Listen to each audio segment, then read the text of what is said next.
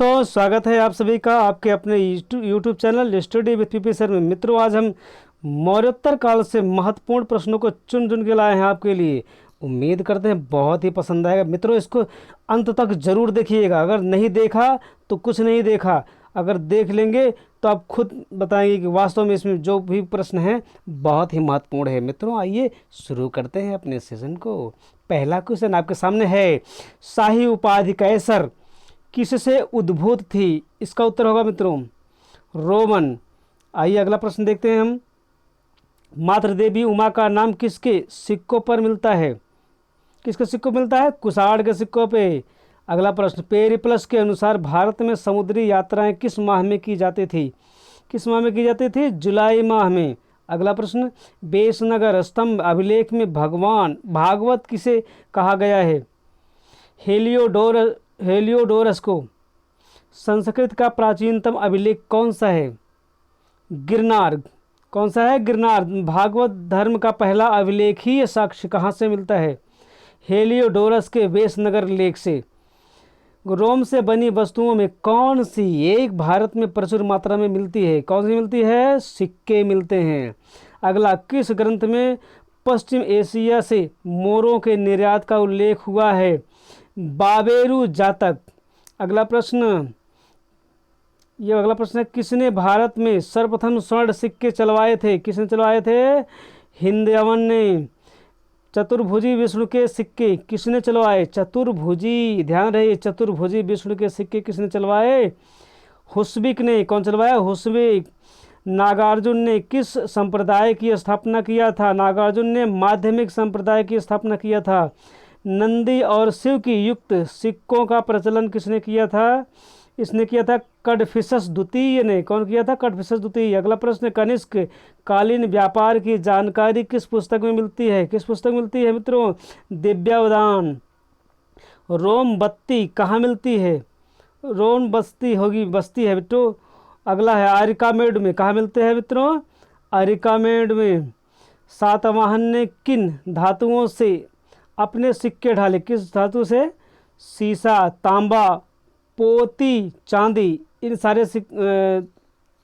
सारे धातुओं से सातवाहन ने अपने सिक्के ढाले। अगला प्रश्न है, सातवाहन काल का सर्वश्रेष्ठ शासक कौन था?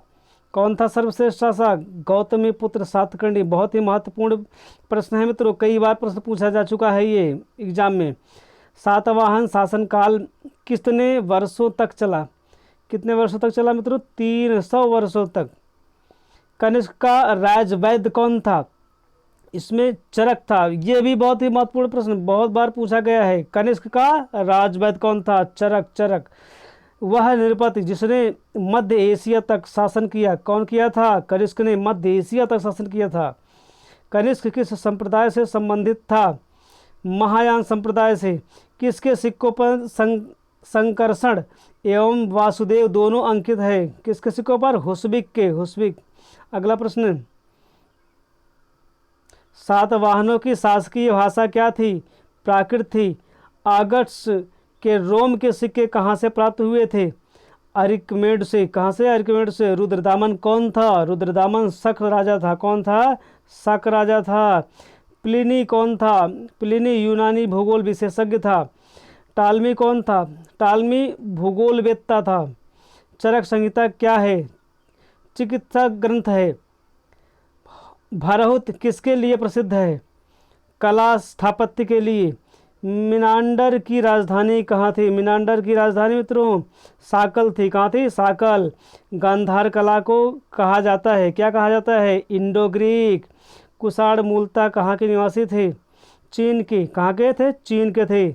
वह राजवंश जिसने हत्या कर सत्ता हथियाई और जिसका अंत भी हत्या करके या हत्या के द्वारा ही हुआ, ये कौन था? शुंग वंश।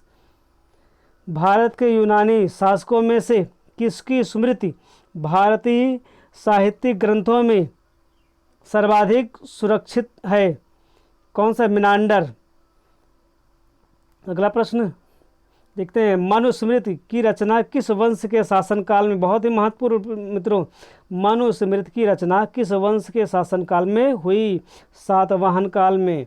अगला प्रश्न, वह नरेश जिसने चीन से एक से अधिक बार युद्ध किया कनिष्क था। हाथी गुम्फा अभिलेख में किसकी उपलब्धियों का विवरण है? खारवेल। अश्वघोष किसका समकालीन था? कनिष्क का। मिलिंद पन्हो एक क्या थे? पाली ग्रंथ। मिलिंद पन्हो क्या है? एक पाली ग्रंथ है। पूर्व गुप्त युग में रोम भारत से मुख्य रूप से क्या आयात कर रहा था? क्या कर रहा था? विलासिता की सामग्री। शुंग वंश में किसे 2 यज्ञ करने वाला माना जाता है? किसे कहा है? पुष्यमित्र शुंग को। कनिष्क ने विक्रम संवत प्रारंभ किया। क्या चालू किया था? विक्रम संवत। अगला, प्राचीन भारत में कौन सा महत्वपूर्ण व्यापार केंद्र उस व्यापार मार्ग पर था जो कल्याणी को बेंगी से जोड़ता था? यह था तगरा। श्रवणबेलगोला गोमतेश्वर की मूर्ति का निर्माण किसने करवाया था? चामुंडराय ने। बौद्ध धर्म की महायान शाखा औपचारिक रूप से किसके शासनकाल में प्रकट हुई?